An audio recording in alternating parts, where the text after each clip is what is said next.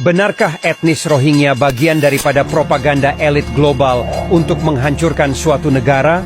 Inilah sisi lain dari kejanggalan-kejanggalan pengungsi Rohingya.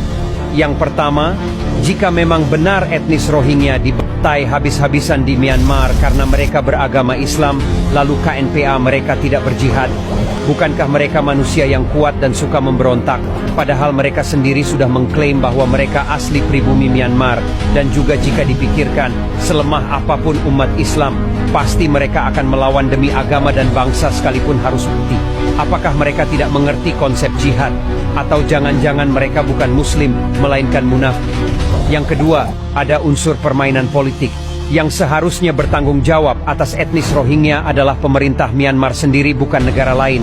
Faktanya mereka sudah dibuatkan tempat tinggal mewah, namun mereka malah keluar dengan sengaja dari negaranya sendiri.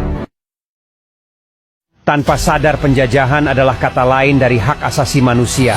Hancurkan agamanya dari dalam, hancurkan moralnya dari pendidikan, hancurkan negaranya dari ekonomi, hancurkan kepercayaan rakyatnya dari politik, hancurkan persaudaraannya dari propaganda media, rahasiakanlah sesuatu itu dengan cara tidak merahasiakannya. Inilah yang disebut penjajahan gaya baru.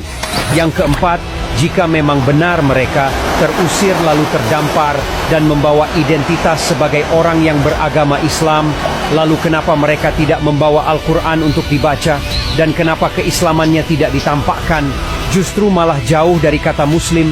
Seharusnya dan umumnya seorang muslim akan lebih memperlihatkan keislamannya ketika mengalami kesusahan, mengalami musibah, dan mengalami penindasan, sebagaimana saudara-saudara kita di Palestina. Namun kasus Rohingya ini tidak ada sedikit pun tanda-tanda keislaman. Yang ada malah sifat-sifat yang jauh dari kata Islam, rakus, tidak bersyukur dan tidak ada rasa terima kasih. Apakah ini propaganda atas nama agama? Dan apakah dengan cara ini mereka menghancurkan negara-negara Islam? Yang kelima, kasus pengungsi Rohingya mirip dengan kasus Israel yang dulunya menjadi pengungsi di Palestina dengan membawa identitas Yahudi. Faktanya sekarang, pengungsi Rohingya yang dulunya ditolong dan diberi hak hidup, malah sekarang mereka berdemo dan minta tanah.